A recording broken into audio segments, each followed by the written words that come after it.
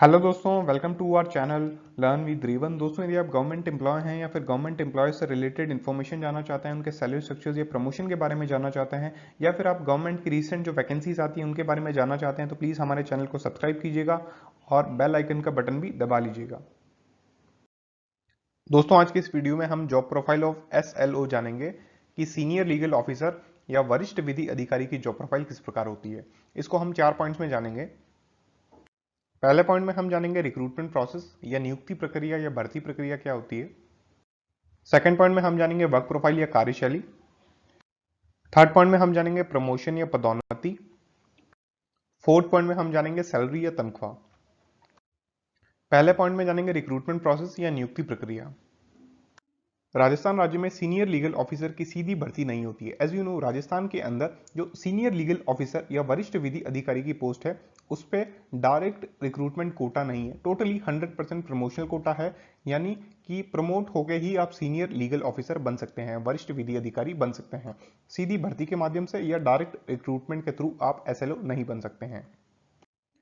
राजस्थान में JLO junior legal officer ही promotion से senior legal officer बनते हैं।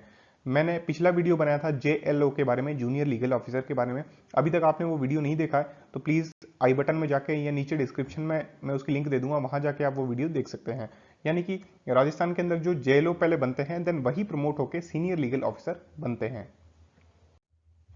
सेकेंड पॉइंट में हम जानेंगे वर्क प्रोफाइल या कार्यशैली। राजस्थान सरकार या राज्य सरकार में सीनियर लीगल ऑफिसर भर्ती होने के पश्चात अलग अलग सरकारी विभागों में पदस्थापित हो जाते हैं।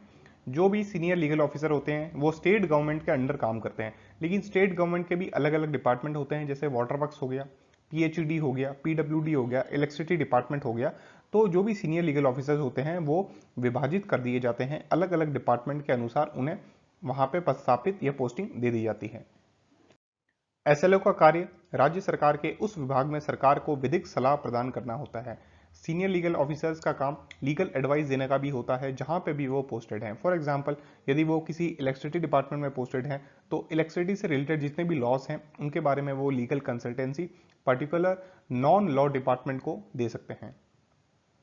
सभी JLO वरिष्ठ विधि अधिकारी के अधीन कार्य करते हैं। जितने भी जूनियर लीगल ऑफिसर होते हैं वो सीनियर लीगल ऑफिसर के अंडर काम करते हैं। थर्ड पॉइंट में हम जानेंगे प्रमोशन या पदोन्नति।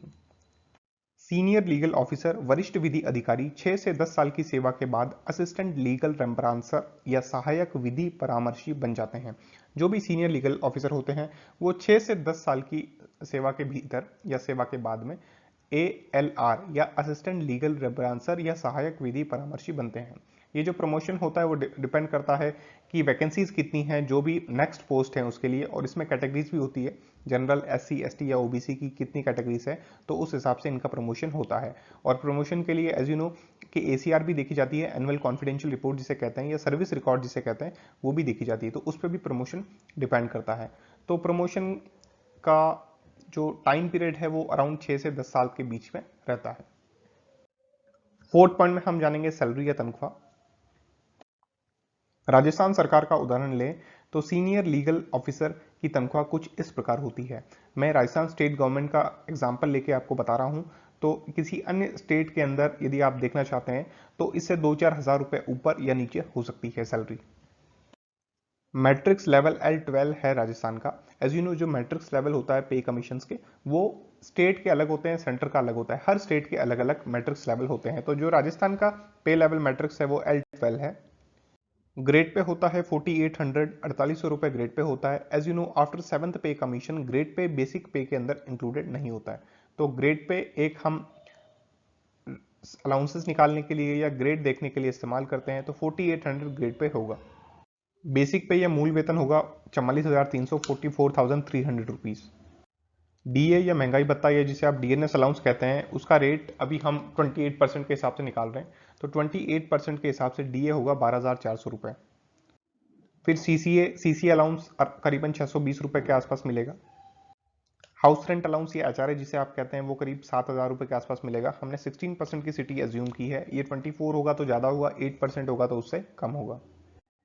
ग्रॉस सैलरी एक सीनियर लीगल ऑफिसर की बनती है अराउंड 64,000 रुपीज, 64,000 रुपए ग्रॉस सैलरी बनती है वरिष्ठ विधि अधिकारी की।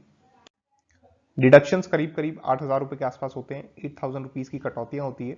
तो ग्रॉस सैलरी में से जब हम डिडक्शंस माइनस करेंगे तो हमारे पास नेट सैलरी आती है। अब देखते हैं डिडक्शंस क्या क्या होते हैं। डिडक्शंस में एनपीएस होता है, नेशनल पेंशन स्कीम, जिसमें 5670 रुपए कटते हैं, जो बेसिक पे प्लस डीएनएस अलाउंस का 10% होता है। देन एसआई या which is known as by state insurance, वो करीब करीब 2200 रुपए होता है। देन पीपीएफ या एलआईसी में भी आप कंट्रीब्यूट कर सकते हैं, ये वॉलंटरी होता है। Income tax is depends on income, income आपकी टैक्सेबल होनी चाहिए। यदि ग्रॉस सैलरी 64,000 के आसपास है तो वो रिबेट लेके इनकम टैक्स उस पर जीरो कर सकते हैं।